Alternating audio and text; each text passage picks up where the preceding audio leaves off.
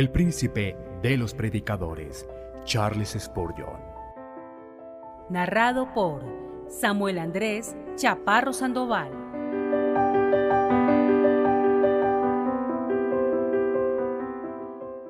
El púlpito de la capilla de New Park Street, la redención particular. Sermón predicado la mañana del domingo 28 de febrero de 1858 por Charles Haddon Spurgeon en Music Hall Royal Surrey Gardens, Londres.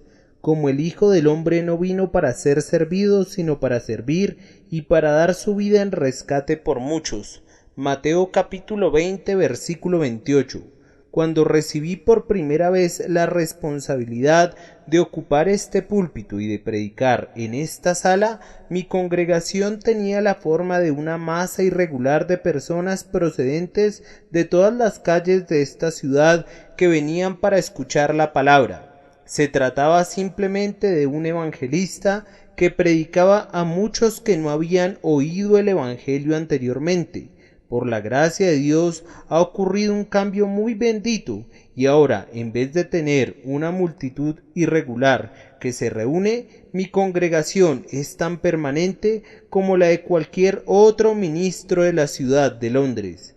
Desde este púlpito puedo observar los rostros de mis amigos, que han ocupado los mismos lugares hasta donde es posible durante todos estos meses, y tengo el privilegio y el placer de saber que una gran porción, ciertamente las 3/4 partes de las personas que se congregan aquí, no son personas que asisten por pura curiosidad, sino que son mis oyentes regulares y constantes.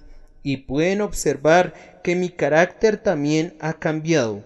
Antes era un evangelista, pero ahora mi responsabilidad ha pasado a ser la de pastor de ustedes. Ustedes eran antes un grupo muy variado, reunido para escucharme, pero ahora estamos unidos por los lazos de amor. Por nuestra asociación hemos aprendido a amarnos y a respetarnos los unos a los otros, y ahora ustedes se han convertido en las ovejas de mis pastos y miembros de mi rebaño, y yo tengo el privilegio de asumir la posición de un pastor en este lugar, como también de la capilla donde trabajo por las tardes. Entonces pienso que cada uno de ustedes estará de acuerdo que debido a que tanto la congregación como mi oficio han cambiado ahora, la propia enseñanza debe sufrir una modificación en cierta medida. Ha sido siempre mi intención dirigirme a ustedes a partir de las sencillas verdades del Evangelio. Muy raras veces en este lugar he intentado adentrarme en las profundas cosas de Dios. Un texto que podría considerarse adecuado para mi congregación que se reúne en las tardes no necesariamente sería tema de comentario en este lugar por las mañanas.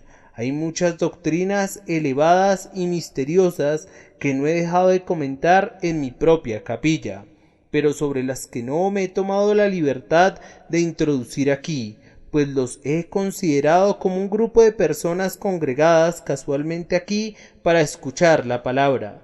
Pero ahora, ya que las circunstancias han cambiado, cambiaremos la enseñanza también. No me voy a limitar ahora simplemente a la doctrina de la fe o a la enseñanza del bautismo del creyente. No me voy a quedar sobre la superficie de los asuntos, sino que voy a aventurarme con la guía de Dios para entrar en esos temas que descansan en la base de nuestra religión tan querida. No me va a dar vergüenza predicar ante ustedes la doctrina de la soberanía divina de Dios. No voy a titubear al predicar la doctrina de la elección sin reservas ni rodeos. No temeré explicar la grandiosa verdad de la perseverancia final de los santos. No voy a pasar por alto la verdad indudable de la Escritura, el llamado eficaz que hace Dios a sus elegidos. Me voy a esforzar con la ayuda de Dios para no ocultarles nada a ustedes que se han convertido en mi rebaño, viendo que muchos de ustedes han gustado ahora la benignidad del Señor.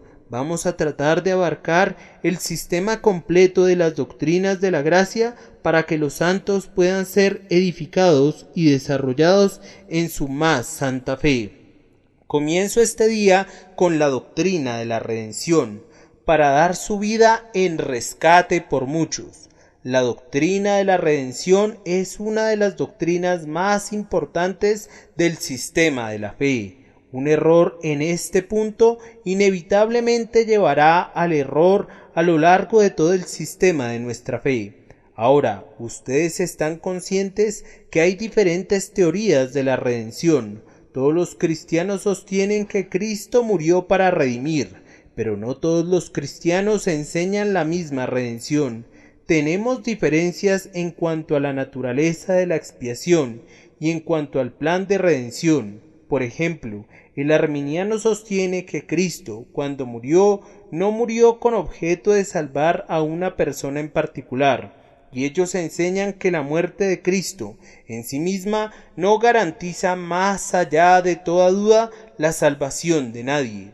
Ellos creen que Cristo murió para hacer posible la salvación de todos los hombres, o que haciendo algunas otras cosas, cualquier hombre que así lo quiera puede alcanzar la vida eterna. Por consiguiente, están obligados a sostener que si la voluntad del hombre no cede y no se somete voluntariamente a la gracia, entonces la expiación de Cristo sería ineficaz.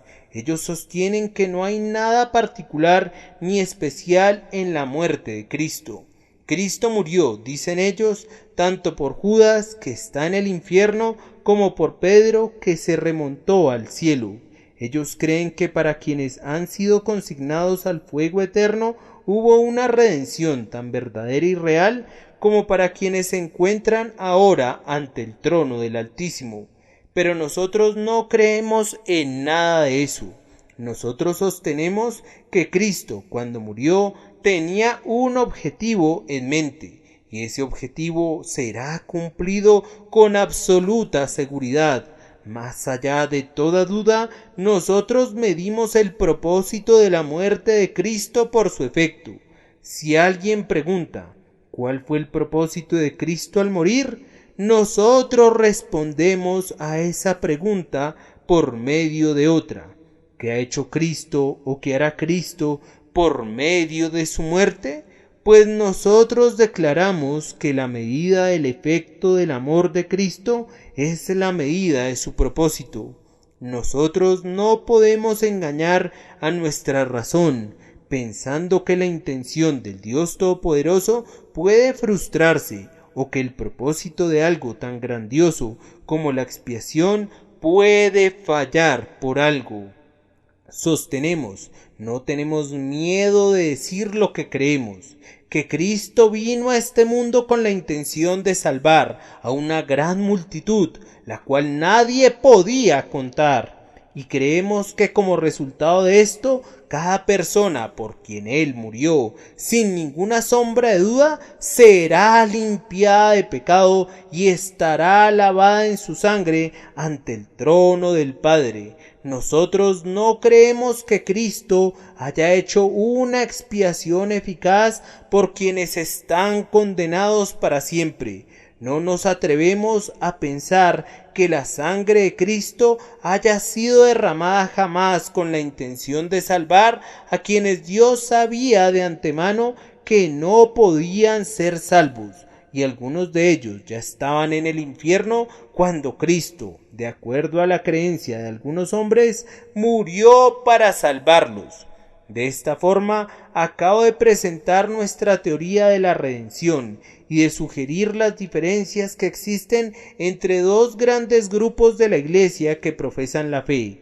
Será mi tarea demostrar lo grandioso de la redención de Cristo Jesús, y al hacer eso, espero ser capacitado por el Espíritu de Dios para exponer la totalidad del gran sistema de redención, de tal manera que pueda ser entendido por todos nosotros, aunque no todos lo podamos aceptar, pues deben tener en mente que algunos de ustedes tal vez estén listos para objetar las cosas que yo afirmo. pero tienen que recordar que eso no me afecta. Yo voy a enseñar en todo momento esas cosas que yo creo verdaderas, sin permiso y a pesar del estorbo de cualquier ser que respire. Ustedes tienen la libertad de hacer lo mismo en sus propios lugares y de predicar sus propios puntos de vista en sus propias congregaciones, de la misma manera que yo reclamo el derecho de predicar mis convicciones plenamente y sin ningún titubeo. Cristo Jesús dio su vida en rescate por muchos, y por medio de ese rescate Él alcanzó para nosotros una gran redención. Voy a intentar demostrar lo grande de esa redención, midiéndola de 5 maneras. En primer lugar, vamos a ver su grandeza desde la perspectiva de la atrocidad de nuestra culpa, de la cual Él nos ha liberado. En segundo lugar, vamos a medir su redención por la severidad de la justicia divina. En tercer lugar, vamos a medirla por el precio que Él pagó, los tormentos que soportó. A continuación, vamos a tratar de magnificarla, viendo la liberación que Él alcanzó. Y vamos a concluir observando el gran número de personas para quienes se llevó a cabo la redención, quienes son descritos en nuestro texto como muchos. Entonces, en primer lugar, veremos que la redención de Cristo no fue algo insignificante si la medimos primero por nuestros propios pecados. Hermanos, por un instante contemplen el hoyo de donde fueron desenterrados y la cantera donde han sido labrados. Ustedes, que han sido lavados y limpiados y santificados, hagan una pausa por un momento y vuelvan su vista atrás al estado anterior de su ignorancia, los pecados que cometían, los crímenes hacia los que se desempeñaban, la continua rebelión contra Dios en la que vivían habitualmente. Un pecado puede perder el alma para siempre. No está al alcance de la mente humana entender la maldad infinita que dormita en las entrañas de un pecado solitario. Hay verdaderamente una inmensidad de culpa cobijada en una transgresión contra la majestad del cielo.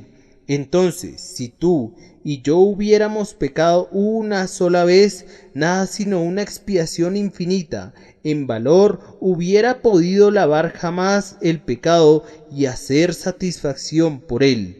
¿Pero acaso ha sido solo una vez que tú y yo hemos transgredido? No, hermanos míos. Nuestras iniquidades son mayores en número que los cabellos de nuestra cabeza. Han prevalecido poderosamente contra nosotros. Podríamos muy bien intentar contar la arena del mar o intentar ponerle un número a las gotas que forman el océano en su totalidad antes que llevar la cuenta de las transgresiones que se han acumulado en nuestras vidas. Recordemos nuestra niñez, cuán pronto empezamos a pecar, cómo desobedecíamos a nuestros padres, y aún a esa temprana edad aprendimos a convertir nuestras bocas en una guarida de mentiras. En nuestra niñez, cuán llenos estábamos de desenfreno y rebeldía, tercos e inconstantes. Preferíamos nuestros propios caminos y rompíamos todas las amarras que nuestros piadosos padres ponían sobre nosotros. Salvajemente nos lanzábamos muchos de nosotros al propio centro de la danza del pecado. Nos convertimos en líderes de la iniquidad. No solamente pecamos nosotros, sino que enseñamos a otros a pecar. Y en cuanto a la edad adulta, ustedes que han alcanzado la flor de la vida, puede ser que externamente parezcan más sobrios, pueden haberse liberado un poco de la disipación de la juventud, pero cuán poco ha mejorado el hombre, a menos que la gracia soberana de Dios nos haya renovado. No somos del todo mejores que cuando comenzamos, y aun si el cambio ha sido operado en nosotros, todavía tenemos pecados de los que debemos arrepentirnos y debemos todos poner nuestras bocas en el polvo y cubrir de cenizas nuestras cabezas y exclamar: inmundo, inmundo, y oh, ustedes que se apoyan agotados sobre sus bastones, el soporte de su ancianidad, ¿acaso no tienen ustedes todavía pecados que cuelgan de sus vestidos? ¿Acaso son sus vidas tan blancas como los cabellos blancos que coronan sus cabezas? ¿Acaso no sienten todavía que la transgresión embadurna sus vestidos y mancha su blancura? ¿Cuán a menudo son ahora arrojados al hoyo hasta el punto de ser aborrecidos por sus propios vestidos? Vuelvan sus ojos a los 60, los 80 años, a lo largo de los cuales Dios les ha perdonado la vida. ¿Pueden ustedes, aunque sea por un momento, pensar que es posible que ustedes tienen la capacidad de contar sus innumerables transgresiones o calcular el peso de los crímenes que han cometido? Oh estrellas del cielo, el astrónomo puede medir su distancia y su altura, pero oh pecados de la humanidad, ustedes sobrepasan cualquier cálculo. Oh elevadas montañas, el hogar de la tempestad, el lugar de nacimiento de la tormenta. El hombre puede alcanzar sus cimas y pararse asombrado sobre sus nieves perpetuas. Pero oh montes del pecado, ustedes se elevan por encima de nuestros pensamientos. Oh abismos de transgresiones, ustedes son mucho más profundos de lo que nuestra imaginación se atreve a bucear. ¿Acaso se me acusa de denigrar la naturaleza humana? Entonces es porque ustedes no la conocen. Si Dios les hubiera manifestado la condición de su propio corazón alguna vez, ustedes mismos darían testimonio que, lejos de exagerar, mis pobres palabras no logran describir el estado desesperado de nuestro mal. Oh, si cada uno de nosotros pudiera mirar al corazón hoy, si nuestros ojos se pudieran volver a nuestro interior para poder ver la iniquidad que está grabada como con la punta de un diamante sobre la superficie de piedra de nuestros corazones. Diríamos entonces que el ministro, independientemente de la manera como puede describir la situación desesperada de la culpa, bajo ningún punto podría exagerar.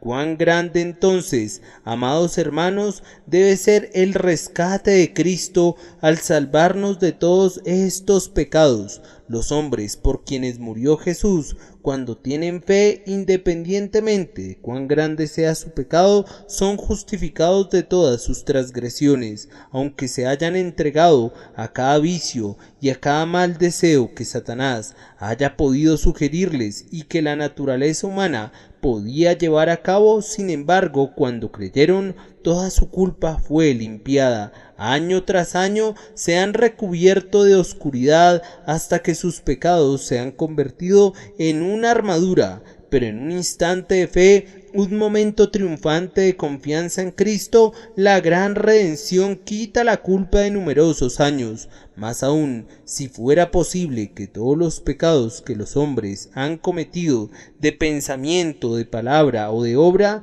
desde que los mundos fueron creados y desde que el tiempo comenzó, fueran colocados sobre una sola pobre cabeza, la gran redención sería plenamente suficiente para quitar todos estos pecados y lavar al pecador para que quedara más blanco que la nieve. Oh, ¿quién pudiera medir las alturas de la plena suficiencia del Salvador? Quien quiera hacerlo, primero tiene que calcular qué tan grande es el pecado, y luego recordar que así como el diluvio de Noé sobrepasó los picos de las montañas más elevadas de la tierra, así el diluvio de la redención de Cristo sobrepasa las cimas de las montañas de nuestros pecados. En los atrios del cielo hay hombres hoy que una vez fueron asesinos y ladrones y borrachos y fornicarios, blasfemos y perseguidores, pero ellos fueron lavados, fueron santificados. Pregúntenles de dónde proviene el brillo de sus vestidos y dónde obtuvieron su pureza, y ellos al unísono les dirán que ellos lavaron sus vestidos y los blanquearon en la sangre del Cordero. Oh ustedes conciencias atribuladas, oh ustedes que están trabajados y cargados, oh ustedes que gimen a causa del pecado, la grandiosa redención que ahora es proclamada a ustedes es plenamente suficiente para sus necesidades, y aunque sus numerosos pecados sobrepasan a las estrellas que adornan el firmamento, aquí hay una expiación hecha por todos ellos, un río que puede cubrirlos a todos y llevárselos muy lejos para siempre. Esta es entonces la primera medida de la expiación, la atrocidad de nuestra culpa. Ahora, en segundo lugar, debemos medir la gran redención por la severidad de la justicia divina. Dios es amor y siempre ama, pero mi siguiente propuesta no interfiere para nada con esta afirmación. Dios es severamente justo, inflexiblemente severo en sus tratos con la humanidad. El Dios de la Biblia no es el Dios que algunos imaginan, que tiene tan baja opinión del pecado que puede pasarlo por alto sin demandar ningún castigo. Él no es el Dios de la imaginación de algunos hombres que piensan que nuestras transgresiones son cosas tan pequeñas, simples pecadillos, que el Dios del cielo los pasa por alto y deja que mueran en el olvido. No, Jehová, el Dios de Israel, ha declarado acerca de sí mismo: Jehová, cuyo nombre es celoso, Dios celoso es, su propia declaración es, y que de ningún modo tendrá por inocente al malvado. El alma que pecare, esa morirá. Aprendan, amigos míos, a mirar a Dios como un ser tan severo en su justicia como si no tuviera amor, y sin embargo tan amoroso como si no fuera severo. Su amor no disminuye su justicia, ni su justicia se contrapone a su amor en lo más mínimo. Las dos cosas están dulcemente vinculadas entre sí en la expiación de Cristo, pero fíjense bien, nunca podremos entender la plenitud de la expiación hasta no comprender antes la verdad de la Escritura acerca de la inmensa justicia de Dios. Nunca se ha dicho una mala palabra, ni se ha concebido un mal pensamiento, ni se ha cometido una mala acción que Dios no vaya a castigar en la persona del culpable. Él tendrá una satisfacción, ya sea de ustedes o de Cristo. Si ustedes no pueden presentar la expiación por medio de Cristo, deben permanecer por siempre en una deuda que no podrán pagar en la miseria eterna, pues tan ciertamente como que Dios es Dios, el primero perdería su divinidad que permitir que un pecado quede sin castigo o una partícula de rebelión sin vergüenza. Ustedes podrán decir que este carácter de Dios es frío y severo y duro. No puedo evitar que digan eso. No obstante, lo que he comentado es verdad. Así es el Dios de la Biblia, y aunque repetimos que es verdad que Él es amor, no es menos cierto que además que Él es amor, Él es plena justicia, porque toda cosa buena en su máxima perfección se encuentra en Dios, de tal forma que mientras el amor alcanza su hermosura plena, la justicia muestra una inflexibilidad severa en Él, en su carácter. Dios no tiene ninguna torcedura ni ninguna desviación. Ninguno de sus atributos predomina como para opacar a los otros. El amor tiene dominio pleno y la justicia no tiene un límite más estrecho que su amor. Oh, entonces, amados hermanos, piensen cuán grandiosa debe haber sido la sustitución de Cristo, ya que pudo satisfacer a Dios por todos los pecados de su pueblo, por el pecado del hombre. Dios demanda el eterno castigo, y Dios ha preparado un infierno al que arrojará a quienes mueran sin arrepentirse. Oh hermanos míos, pueden imaginarse cuál debe haber sido la grandeza de su expiación, que fue la que sustituyó a toda esta agonía que Dios hubiera vertido sobre nosotros si no la hubiera vertido sobre Cristo. Miren, miren, miren, con una mirada solemne a través de las sombras que nos separan del mundo de los espíritus, y vean esa casa de miseria que los hombres llaman infierno. No pueden soportar el espectáculo.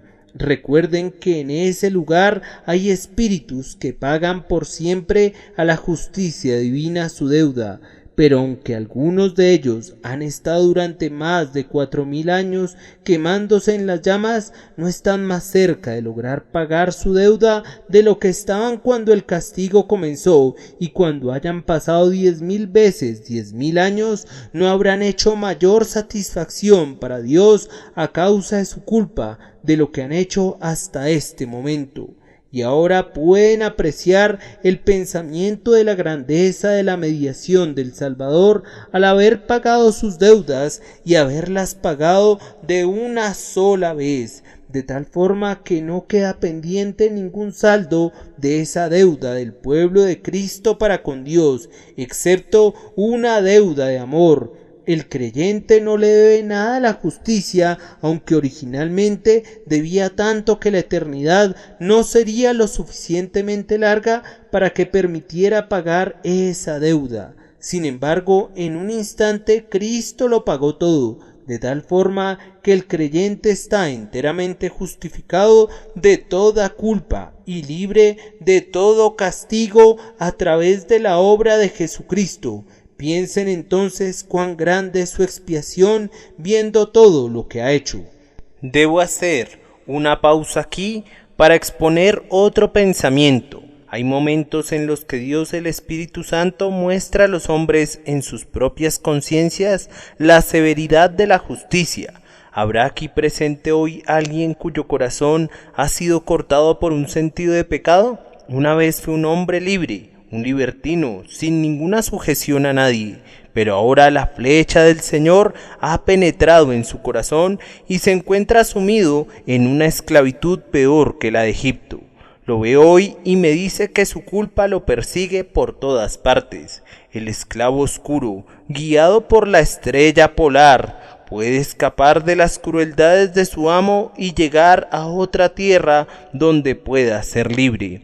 En cambio, este otro hombre siente que aunque vagará por todo el ancho mundo, no podría escapar de la culpa.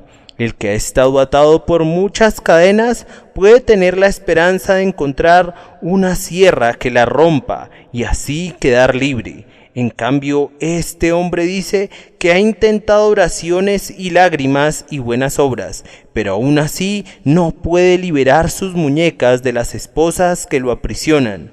Todavía se siente como un pecador perdido y la emancipación parece algo imposible para él, no importa lo que haga. El preso en el calabozo es, a veces, libre en su pensamiento. Aunque su cuerpo esté preso, su espíritu salta por encima de las paredes de la cárcel y vuela hacia las estrellas, libre como el águila que no es esclava del hombre. Pero este hombre es un esclavo en sus pensamientos, no puede tener ni un solo pensamiento brillante o feliz. Su alma está decaída en su interior, el hierro se ha metido en su espíritu y está amargamente afligido. El cautivo a veces olvida su cautiverio en sus sueños, pero en cambio este hombre no puede dormir. En la noche sueña con el infierno y en el día parece sentir ese infierno. Lleva en su corazón un horno ardiente de llamas y no importa lo que haga, no puede apagarlo. Él ha sido confirmado, ha sido bautizado, toma el sacramento, asiste a la iglesia o visita frecuentemente una capilla, sigue cada ordenamiento y obedece cada norma, pero el fuego continúa ardiendo, da su dinero a los pobres, está presto a entregar su cuerpo a la hoguera, alimenta a los hambrientos, visita a los enfermos, da de vestir al desnudo, pero el fuego sigue ardiendo y no importa lo que haga, no puede apagarlo. Oh ustedes, hijos del abatimiento y del dolor, esto que sienten es por causa de la justicia de Dios que los persigue y dichosos son ustedes porque sienten esto, pues hoy yo les predico este evangelio glorioso del bendito Dios. Tú eres una de las personas por quienes murió Jesucristo por ti.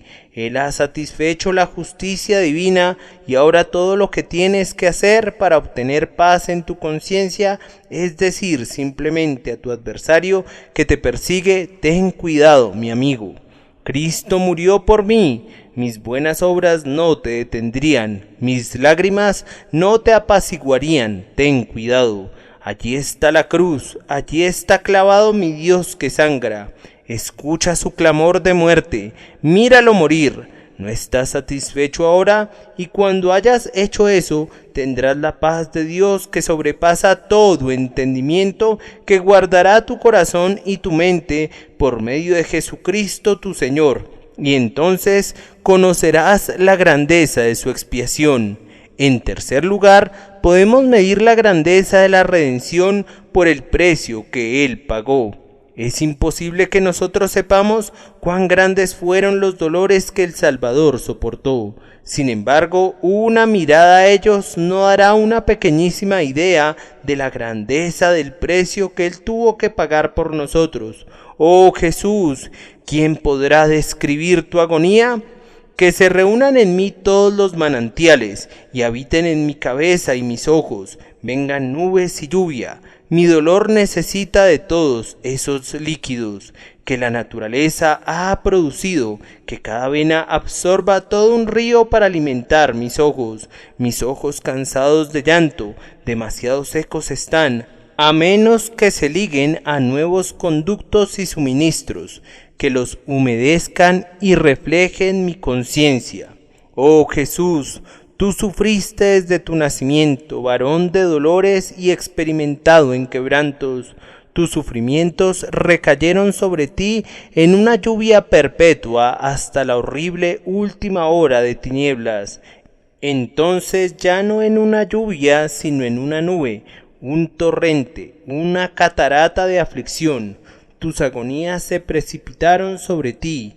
Mírenlo allá, es una noche de hielo y de frío, pero Él está al descubierto, es de noche. Él no duerme, sino que está orando. Escucha sus gemidos. ¿Alguna vez alguien ha combatido como Él combate? Ve y mira su rostro. ¿Acaso algún mortal mostró alguna vez en su rostro tal sufrimiento como el que puedes mirar en él? ¿Escucha sus propias palabras? Mi alma está muy triste hasta la muerte. Se pone de pie, es prendido por traidores y llevado con ellos.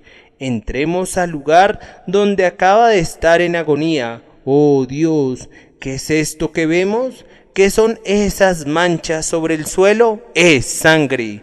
¿De dónde salió esa sangre? ¿Acaso tenía él una herida que se abrió de nuevo a causa de su espantosa lucha? Ah, no. Y era su sudor como grandes gotas de sangre que caían hasta la tierra. Oh, agonías que sobrepasan el significado de la palabra agonía. Oh, sufrimientos que ningún lenguaje puede describir. Cuán terribles habrán sido para causar tal efecto en el cuerpo bendito del Salvador y hacer brotar sudor de sangre de todo su cuerpo. Y esto es solo el comienzo, este es el inicio de la tragedia. Síguelo en lamentación, tú, iglesia afligida, para presenciar la consumación. Él es llevado a prisa por las calles, Él es arrastrado de un tribunal a otro, es abatido y condenado ante el Sanedrín, es escarnecido por Herodes, es juzgado por Pilato, se pronuncia la sentencia, sea crucificado. Y ahora la tragedia llega a su momento culminante. Le desnudan su espalda, lo atan a una columna romana destinada a los suplicios. El látigo sangriento abre surcos en su espalda, y en medio de un torrente su espalda se torna roja. Un manto escarlata que lo proclama como emperador de la aflicción. Es llevado al recinto de los guardias, sus ojos están vendados y los soldados lo golpean mientras le dicen: profetiza, ¿quién es el que te golpeó? Lo escupen en el rostro, tejen una corona de espinas y la meten a prisión sobre sus sienes, lo visten con un manto púrpura, doblan sus rodillas y se burlan de él. Él permanece callado, no responde ni una palabra. Cuando padecía no amenazaba, sino que se sometió a aquel a quien vino a servir, y ahora lo toman y en medio de burlas y desprecios se lo llevan de allí por las calles de la ciudad. Debilitado por los continuos ayunos y abatido por la agonía de su espíritu, cae bajo el peso de su cruz. Hijas de Jerusalén, él desfallece en sus calles, lo levantan, colocan su cruz sobre los hombros de otro hombre y lo empujan, tal vez a punta de lanza, hasta que al fin llega al monte del castigo. Rudos soldados lo agarran y lo colocan de espaldas. La madera en forma de cruz es colocada abajo. Sus brazos son extendidos hasta alcanzar la distancia necesaria. Preparan los clavos. 4 martillos clavan 4 clavos simultáneamente, atravesando las partes más tiernas de su cuerpo. Y allí está en el lugar de su ejecución, muriendo sobre su cruz. Pero todavía falta. Los rudos soldados alzan la cruz. Allí está la base preparada, allí colocan la cruz, rellenan la base con tierra, ya está lista.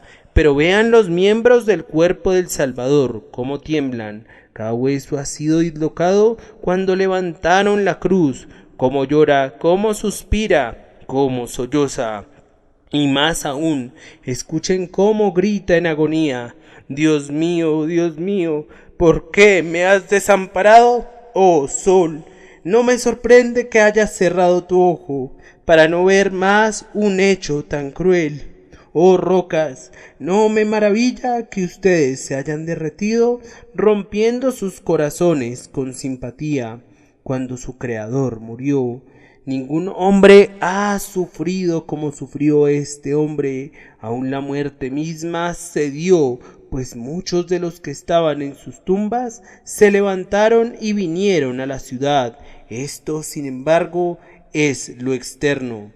Créanme, hermanos míos, que lo interno fue peor aún. Lo que nuestro Salvador sufrió en su propio cuerpo no fue nada comparado con lo que soportó en su alma.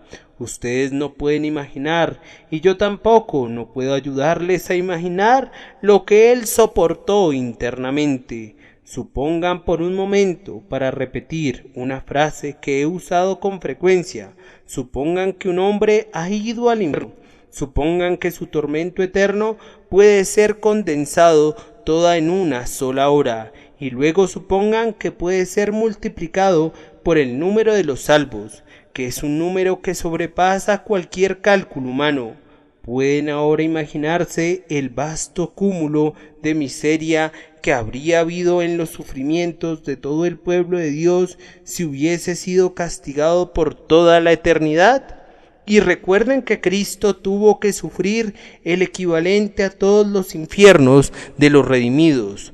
No podría expresar ese pensamiento de mejor manera que usando estas palabras repetidas a menudo. Parecería que el infierno fue puesto en una copa. Él la tomó, y de un solo trago tremendo de amor, él bebió la condenación hasta la última gota, de tal manera que no quedó nada de todas las penas y miserias del infierno que su pueblo tendría que haber sufrido. No digo que él sufrió lo mismo, pero sí soportó un equivalente a todo esto, y dio satisfacción a Dios por todos los pecados de todo su pueblo, y por consiguiente llevó un castigo equivalente al de ellos. ¿Pueden ahora imaginar, pueden tener una idea de la grandiosa redención de nuestro Señor Jesucristo? Voy a tratar brevemente el siguiente punto. La cuarta forma de medir las agonías del Salvador es esta. Debemos calcularlas por la gloriosa liberación que Él ha efectuado. Levántate, creyente, ponte de pie en tu lugar y da testimonio en este día acerca de la grandeza de lo que Dios ha hecho por ti. Déjame que yo te diga por ti y yo lo diga por ti. Voy a decir tu experiencia y la mía conjuntamente. Una vez mi alma estaba cargada de pecado. Yo me había rebelado contra Dios y había transgredido gravemente. Los terrores de la ley se apoderaron de mí. Las penas de la convicción me aprisionaron. Me reconocí culpable, miré al cielo y me di cuenta que un Dios airado había jurado castigarme. Miré hacia abajo y vi un infierno con sus fauces abiertas, listo para devorarme. Traté de satisfacer mi conciencia mediante buenas obras, pero todo en vano. Me esforcé por asistir a las ceremonias de la religión para apaciguar la angustia interna que me agobiaba, pero todo fue inútil. Mi alma estaba triste, casi hasta la muerte. Pude haber dicho como el que guardaba luto antiguamente. Mi alma tuvo por mejor la estrangulación y quiso la muerte más que mis huesos. Esta fue la gran pregunta que siempre me dejó perplejo. He pecado, Dios debe castigarme. ¿Cómo pude ser justo si no me castiga? Entonces, puesto que Él es justo, ¿qué será de mí? Al fin mi ojo se volvió hacia esa dulce palabra que dice: la sangre de Jesucristo su Hijo nos limpia de todo pecado. Llevé ese texto a mi habitación, allí me senté y medité. Miré a uno clavado en la cruz, era mi Señor Jesús. Allí estaba la corona de espinas junto con los emblemas de una miseria inigualable y sin par. Lo miré a él y mi mente recordó esa palabra que dice, palabra fiel y digna de ser recibida por todos, que Cristo Jesús vino al mundo para salvar a los pecadores. Entonces me dije a mí mismo, ¿este hombre murió por los pecadores? Yo soy un pecador, entonces Él murió por mí. Él salvará a aquellos por quienes murió. Él murió por los pecadores, yo soy un pecador. Él murió por mí, Él me salvará. Mi alma confió en esa verdad. Lo miré a Él y conforme veía el fluir de su sangre redentora de almas, mi espíritu se regocijó, pues yo podía decir: nada traigo en mis manos, solamente a tu cruz me aferro. Desnudo busco en el vestido, desamparado vengo a Él por gracia, sucio a esta fuente corro. Lávame, Salvador, porque muero. Y ahora, creyente, tú dirás lo que falta. El momento en que tú creíste, tu carga se desprendió de tus hombros y te volviste ligero como el aire. En vez de tinieblas, ahora tenías luz. En lugar de ropas de tristeza, tenías vestidos de alabanza. ¿Quién podría describir tu gozo a partir de ese momento? Has cantado sobre la tierra himnos del cielo, y en tu alma llena de paz has experimentado por anticipado el eterno reposo de los redimidos. Porque has tenido fe, has entrado en el reposo. Sí, proclámalo por todo el mundo. Todos aquellos que creen por la muerte de Jesús son justificados de todas aquellas cosas de las que no podrían ser librados por las obras de la ley. Di en el cielo que nadie puede acusar a los elegidos de Dios. Anuncia en la tierra que los redimidos de Dios están libres de pecado a los ojos de Jehová. Proclama aún en el infierno que los elegidos de Dios nunca irán allí, pues Cristo ha muerto por ellos, ¿y quién podrá condenarlos? Me he dado prisa para llegar al último punto, que es el más dulce de todos. Nuestro texto nos dice que Jesucristo vino al mundo para dar vida en rescate por muchos. La grandeza de la redención de Cristo puede ser medida por el alcance de su objetivo. Él dio su vida en rescate por muchos. Debo tratar de nuevo este controvertido punto. Se nos dice con frecuencia, quiero decir, a quienes se nos apoda comúnmente con el sobrenombre de calvinistas, y eso no nos da vergüenza. Pensamos que después de todo, Calvino conocía más del Evangelio que casi todos los hombres que han vivido sin inspiración. expiación. Se nos dice con frecuencia que nosotros limitamos la expiación de Cristo porque decimos que Cristo no ha dado una satisfacción por todos los hombres, o de lo contrario todos los hombres serían salvos. Pero nuestra respuesta es que, por el contrario, nuestros oponentes son los que la limitan, no nosotros. Los arminianos afirman que Cristo murió por todos los hombres. Pregúntenles qué quiere decir eso, que Cristo murió para alcanzar la salvación de todos los hombres. Ellos responden, no, ciertamente no. Les hacemos una siguiente pregunta. ¿Cristo murió para alcanzar la salvación de algún hombre en particular? Ellos responden, no. Cristo murió para que cualquier hombre sea salvo, sí. Y luego siguen ciertas condiciones para la salvación. Nosotros decimos entonces y vamos a regresar al viejo enunciado. Cristo no murió para alcanzar la salvación de nadie. ¿No es cierto? Ustedes deben responder, no, están obligados a decir eso, pues ustedes creen que aún después que un hombre ha sido perdonado, puede caer de la gracia y perecer. Entonces, ¿quién es el que limita la muerte de Cristo? Pues ustedes. Ustedes afirman que Cristo no murió para asegurar infaliblemente la salvación de nadie. Por favor, discúlpenos cuando ustedes dicen que nosotros limitamos la muerte de Cristo. Decimos, no, queridos amigos, son ustedes los que lo hacen. Nosotros decimos que Cristo murió para asegurar infaliblemente la salvación de una muchedumbre que ningún hombre puede contar. Por medio de la muerte de Cristo, no solamente pueden ser salvos, sino que son salvos. Deben ser salvos y no pueden correr la menor posibilidad de riesgo de no ser otra cosa que salvos. Ustedes pueden tener su propia idea de la expiación, pueden quedarse con ella. Nunca renunciaremos a la nuestra por lo que dicen ustedes.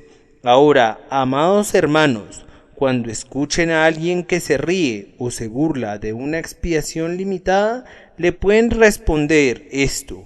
La expiación universal es como un gran puente ancho pero que llega nada más hasta la mitad. No cubre completamente el río, solamente llega hasta la mitad. No asegura la salvación de nadie. Ahora yo prefiero poner mis pies sobre un puente tan angosto como Hugenford, que alcanza desde una orilla a la otra, que sobre un puente que fueran tan ancho como el mundo, pero que no llegara hasta el otro extremo. Me dicen que es mi deber decir que todos los hombres han sido redimidos y me dicen que hay un apoyo de las Escrituras para eso, el cual se dio a sí mismo en rescate por todos, de lo cual se dio testimonio a su debido tiempo.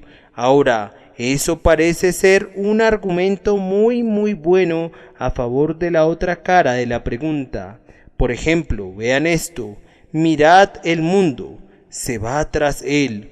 Todo el mundo siguió a Cristo y salían a él toda la provincia de Judea y todos los de Jerusalén y eran bautizados por él en el río Jordán. Toda Judea y toda Jerusalén fueron bautizados en el Jordán. Hijitos, vosotros sois de Dios, y el mundo entero está bajo el maligno. ¿Acaso el mundo entero quiere decir todo el mundo? Si así fuera, ¿cómo es que había algunos que son de Dios? Las palabras mundo y todos tienen 7 u 8 sentidos diferentes en la Escritura, y es muy raro que todos quiera decir todas las personas tomadas individualmente.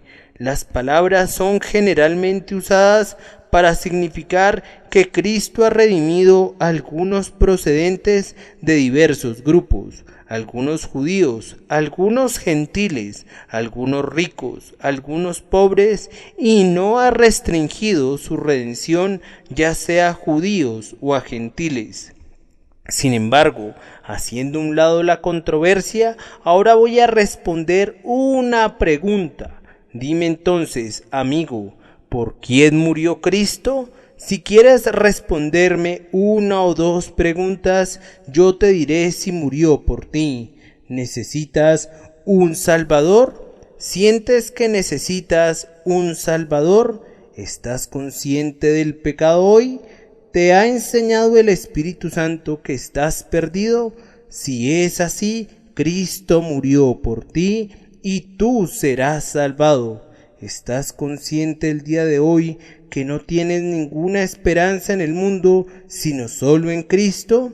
¿Sientes que tú no puedes por ti mismo ofrecer una expiación que pueda satisfacer la justicia de Dios? ¿Has renunciado a toda confianza en ti mismo y puedes decir de rodillas: Señor, sálvame que perezco? Cristo murió por ti. Si tú dices hoy: yo soy tan bueno como debo ser, yo puedo llegar al cielo por mis propias buenas obras, entonces recuerda la escritura que dice de Jesús: no he venido a llamar a justos, sino a pecadores. Estas son palabras de Jesús. Mientras estés en ese estado, yo no te puedo predicar ninguna expiación. Pero si hoy te sientes culpable, miserable, consciente de tu culpa y estás listo para aceptar a Cristo como tu único Salvador, no solamente te puedo decir que puedes ser salvado, sino mejor aún, serás salvado cuando te hayas desnudado de todo excepto de la esperanza de Cristo. Cuando estés preparado a venir con las manos vacías y tomar a Cristo para que sea tu todo y que tú seas absolutamente nada, entonces tú puedes mirar a Cristo y puedes decir: oh, tú, amado, tú, sangrante Cordero de Dios, tú soportaste los dolores por mí, por los azotes que recibiste soy sanado, y por tu sufrimiento soy perdonado. Y entonces verás cuánta paz mental tendrás, pues si Cristo ha muerto por ti, no puedes perderte. Dios no castigará dos veces lo mismo. Si Dios castigó a Cristo por tu pecado, no te castigará a ti.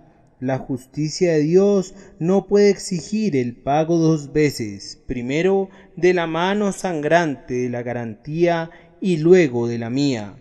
Si creemos en Cristo, hoy podemos marchar al propio trono de Dios y estar allí.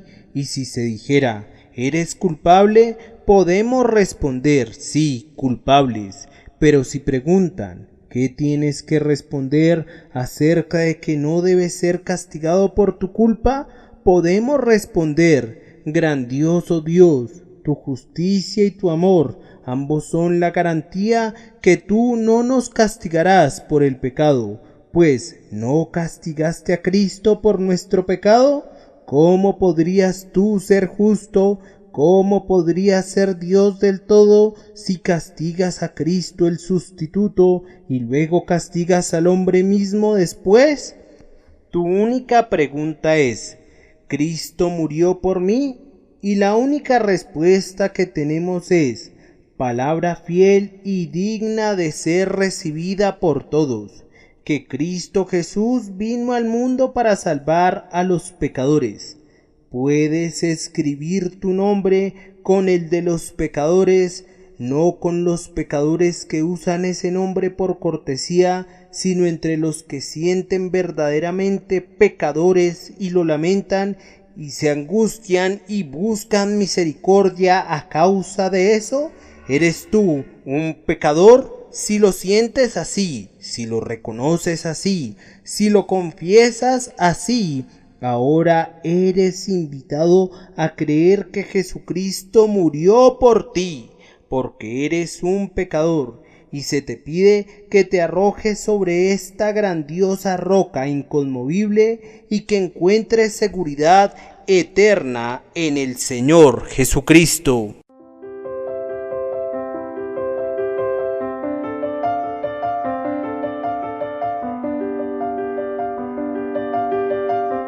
El príncipe de los predicadores, Charles Spurgeon. Narrado por Samuel Andrés Chaparro Sandoval.